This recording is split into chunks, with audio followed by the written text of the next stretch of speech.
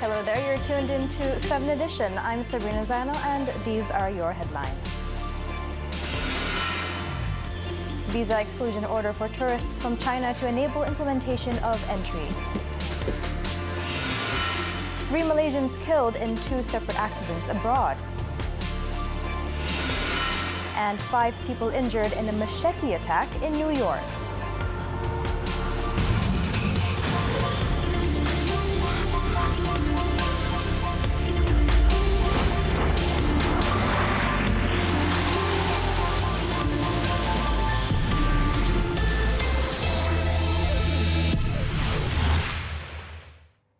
We begin tonight's bulletin with this story. The order to grant visa exclusion for tourists from China was undertaken to enable the implementation of the electronic travel registration and information, or entry. The Home Ministry said in a statement today that entry is a visa-free facility for visitors from the People's Republic to Malaysia for travel or social visits for 15 days, which will take effect from January 1st next year. The ministry clarified that the issuance of the order is a normal procedure that has been done every year since the initiative was introduced in 2016. The main objective of this initiative is to boost the tourism industry by providing visa-free facilities to tourists coming to visit Malaysia. The statement added that the initiative was announced by the government during the budget recalibration on January 28, 2016, which offered free visa to Chinese tourists from March 1st to December 31st. It was later extended to Indian citizens on April 1, 2017. Despite the visa exclusion, visitors from China and India still have to complete their registration via entry, as the Immigration Department would monitor and verify tourists using this visa-free facility. Notice of refusal of entry may be issued also if the travellers were in the blacklisted list or prohibited immigrant list. Yesterday, a federal government gazette stated that the government has announced 1-year visa exclusion for tourists from China and India. Following this, there were attempts by some quarters to associate the visa exclusion with the issues of overstaying among Chinese nationals in the country. Meanwhile, the number of tourist arrivals from China and India is expected to increase up to 7% following the government's move to provide a 15-day visa-free entry to Malaysia. This will help the government to achieve its target of 30 million tourist arrivals for Visit Malaysia year 2020. Bila dia perkenalkan e-visa ni, dia orang kata mengurangkan birokrasi. Orang yang jauh dulu, kalau tak dulu dia kena bagi pasport pada ejen pelancongan kena bawa pergi center. Sekarang ni dekat rumah dia boleh buka PC, dia buka window Malaysia, dia terus apply. In 2018, Malaysia welcomed a total of 25.8 million international tourists, while in the first 9 months of 2019, international tourist arrivals recorded was over 20.1 million. Total tourist expenditure this year also reached 66.1 billion ringgit. Meanwhile, Wisma Putra will provide the necessary assistance for the 5 Malaysians involved in a road crash in Cairo, Egypt yesterday. Foreign Minister Datuk Saifuddin Abdullah said among matters being looked into by the Malaysian embassy in Cairo was to ensure that those who were injured received hospital treatment and charged at a reasonable rate. According to Datuk Saifuddin, his ministry will also help to get flight tickets for the Malaysian victims to return home. Wisma Putra, in a statement earlier, confirmed that 5 members of a Malaysian family were involved in the Egypt road crash, and the victims were sent to Suez Canal Hospital and the Children's Hospital in Cairo for treatment. Keluarga yang akan buat keputusan sama dia nak ke bumi di Mesir atau nak bawa balik. Kalau bawa balik, dia akan melibatkan kos dan kita biasanya cuma facilitate saja. Kalau dia nak ke bumi di Mesir, itu pegawai kita akan bantu pengurusan jenazah.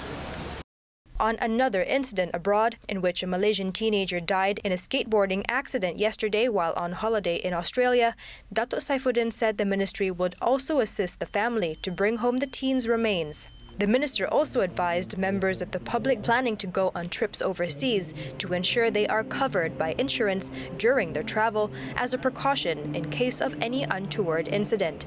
This as the medical treatment or even special arrangements for deaths overseas could be very costly without insurance protection. Earlier, it was reported by AFP that a road crash in Egypt killed 6 people, including tourists from India and Malaysia, at about 11 a.m. local time on Saturday. No further details on the identities of the victims were provided.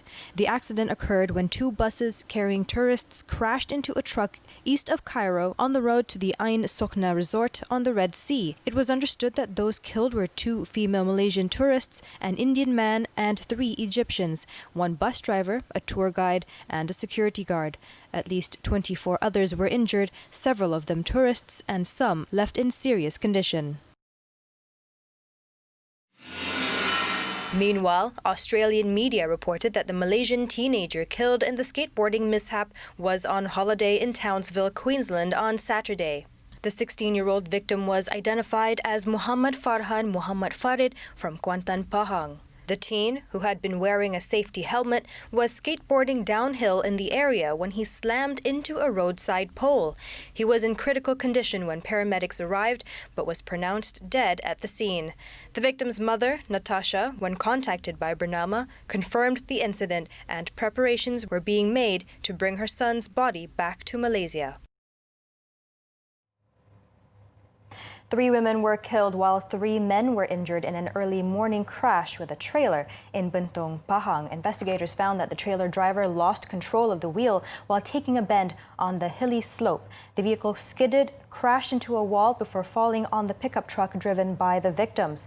Behind the wheel of the pickup truck was a 55-year-old man known as Mama, while his wife, Yawiyah, aged 53, her cousin, Maskah, 49, and their friend Jantana, 43, were his passengers. The victims, all from Thailand, were making their way back to their home country when the accident occurred on the Kuala Lumpur-Kuala expressway.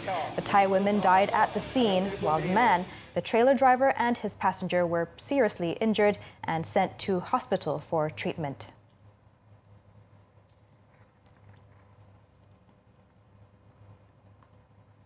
Elsewhere, an Australian man was found dead in a fiberglass boat which was adrift near the Kuala ferry terminal in Langkawi, Kedah on Saturday night. The body of 81-year-old David John was discovered at 11:20 p.m. by crew members of a passenger ferry when the vessel was approaching a jetty to dock.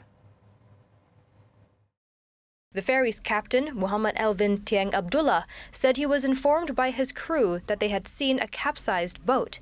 As the ferry neared the boat, it suddenly flipped over and the man's body could be seen attached to it. Langkawi Police Chief Superintendent Muhammad Iqbal Ibrahim confirmed the matter and said the local fire and rescue personnel assisted in recovering the remains. The body was then sent to Sultanah Maliha Hospital for post-mortem. Only 2 more days before the smoking ban at all eateries comes into force. Kuala Lumpur Mayor Datuk Nur Hisham Ahmad Dahlan said the City Hall, or DBKL, had installed no smoking signs at most buildings, including government premises. Now, to date, about 3,000 notices and posters have been issued by DBKL's Health and Environment Department and the Department of Environment at open food premises in the city since January this year. 200 enforcement personnel also will be mobilized to carry out inspection at food premises in the city to ensure compliance. Beginning January 1st, the ban on smoking in open-air premises under the tobacco control regulations will be enforced. Errant smokers can be issued a 250 ringgit summon or face a maximum sentence of 10,000 ringgit or 2 years jail if they are taken to court.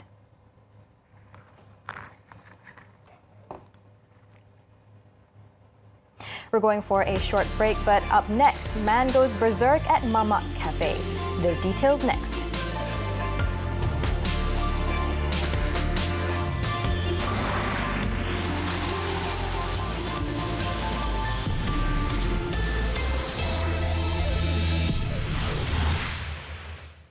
We're back with world news. The Singaporean government amended its laws to decriminalize attempted suicide and treat marital rape as a crime beginning next year. Its Ministry of Home Affairs and the Ministry of Law stated that these legislations will come into effect on January 1st, 2020, as part of the Criminal Law Reform Act, which was passed in Parliament back in May. Currently in Singapore, under Section 309 of the Penal Code, whoever attempts to commit suicide is liable to imprisonment for up to 1 year or a fine or both. It was noted that as attempted suicide will be decriminalized, the Police Force Act and Mental Health Act have also been amended to empower police officers to intervene in cases of attempted suicide to prevent injury or the loss of life. However, it was pointed out that abetment of suicide or abetment of attempted suicide will continue to be a crime. Meanwhile, it is said that as marital immunity for rape is fully repealed, it will ensure that all women are protected from sexual abuse. It added that sexual relations in any relationship should be based on mutual consent. In the meantime, a petition to cancel Sydney's famous New Year's Eve fireworks and use the money to fight bushfires ringing the city has topped 260,000 signatures, but officials say the show will go on. Sydney is spending $4.5 million on this year's fireworks display, funds that the Change.org petition argues would be better spent on supporting volunteer firefighters and farmers suffering through a brutal drought. A spokesperson said in a statement, preparations and planning for the New Year's Eve celebrations began 15 months ago. This means most of the budget, largely used for crowd safety and cleaning measures, has already been spent. He added that cancelling the event would seriously hurt Sydney businesses. It would also ruin plans for tens of thousands of people from across the country and overseas who have booked flights, hotels and restaurants for New Year's Eve. Sydney's council added that it has donated 620,000 Australian dollars to support the bushfire and drought response and would also promote a Red Cross disaster relief fund during the televised fireworks broadcast. According to the petition, the massive fireworks display on Sydney Harbour may traumatize some people as there is already enough smoke in the air. Toxic smoke haze from bushfires raging across Australia has blanketed Sydney and other major cities for weeks. Entire towns have been left in ruins by devastating blazes in worst-hit New South Wales state, where 8 people have died. The number of deaths from the powerful storm that hit the Philippines on Christmas Day has increased to 41. Authorities said this on Sunday, with tens of thousands still in evacuation centers. Typhoon Fonfon left the Philippines on Saturday after devastating several islands in the central Visayas, including popular tourist destinations. But the extent of the damage continued to grow as assessments came in. The death toll of 41, up from 28 on Friday, included 3 boat crew who died after their vessel capsized due to strong winds, a policeman electrocuted by a toppled post, and a man struck by a falling tree. The latest agency report showed over 1.6 million people were affected by the typhoon, which damaged over 260,000 houses and forced almost 100,000 people to flee to emergency shelters. Now, New York City police have arrested a man suspected of stabbing 5 people in a rabbi's home during a Hanukkah party in the small Rockland County town of Monsey late Saturday night. Authorities said that police in the 32nd precinct of the NYPD spotted a man driving a car that fits the description of a vehicle given by witnesses who said he fled the scene of the crime. The man and his vehicle were reportedly located in Manhattan.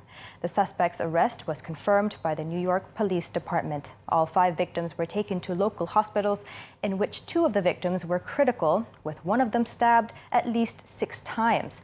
Police in the U.S. have been battling a rash of attacks against Jewish targets in recent years. Saturday's stabbing follows a shooting earlier this month at a kosher deli in a New York suburb that authorities said was fueled in part by anti-Semitism.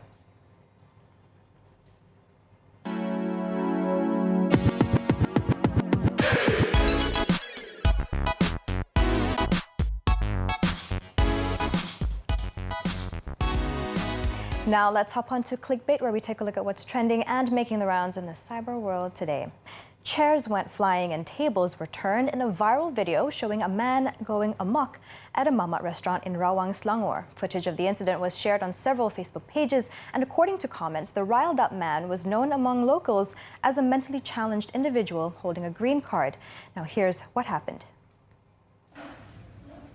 In the 1-minute 30-second video, the man wearing the black t-shirt, clearly disturbed, can be seen confronting two other men while he reaches and attempts to throw a chair.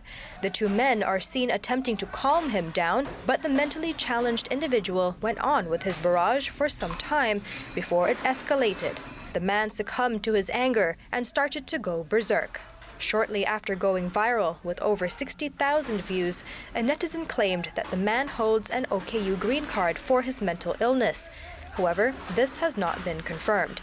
According to World of Buzz, reports have been made to detain him, but apparently he is still free. Well, to our viewers, there are still better ways to solve an argument than resorting to violence.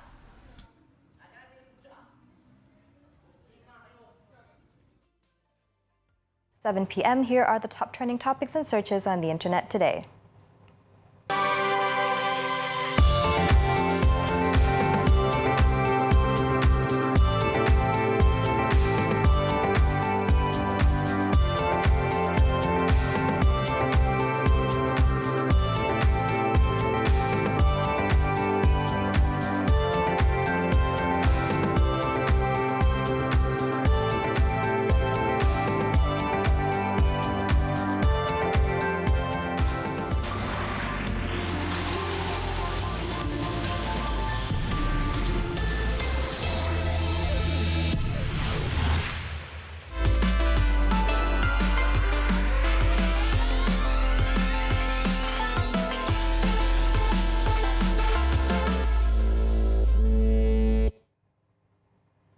Thank you for staying with us. One of the biggest events in Putrajaya returns for the 7th year. This time, the Putrajaya Light and Motion Festival, or Lambu 2019, is featuring the theme Beautiful Malaysia with the concept of ethnic and cultural diversity.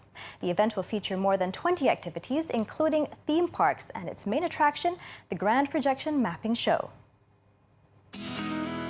Using state-of-the-art technology, Lampu 2019's signature event brings the entire facade of the Palace of Justice building to life with fascinating multimedia effects along with lively imageries and sounds. The Grand Projection Mapping showcases the journey of history, culture, sports, flora and fauna, as well as the uniqueness of the food and the success of Malaysia. Dia punya emphasis ataupun penekanan dia adalah persoalan perpaduan dan untuk kita menerima kepelbagaian sebagai identiti negara Malaysia. Ini merupakan satu perkara yang wajar kita rasa bangga dan usaha-usaha untuk memecah belahkan dan melaga-lagakan di antara kaum di negara ini memang sewajarnya lah ditolak dan tak diterima oleh rakyat. The audio and visual showcase will be projected in 4 sessions beginning 8:45 p.m. until midnight, with each show lasting 30 minutes until December 31st. Besides that, the main thoroughfare of Putrajaya's present 3 districts centered on the Perbadanan Corporation complex is transformed into a fantasy of lights with illuminated buildings, colorfully lit trees, live music, stalls, food trucks, wayang kulit show, street art and more. The climax of the whole event, though, is a digital fireworks display at midnight on New Year's Eve to welcome 2020. Lampu 2019 was launched last night by the Putrajaya Corporation, who are expecting approximately 1.5 million visitors for the 4-night festival.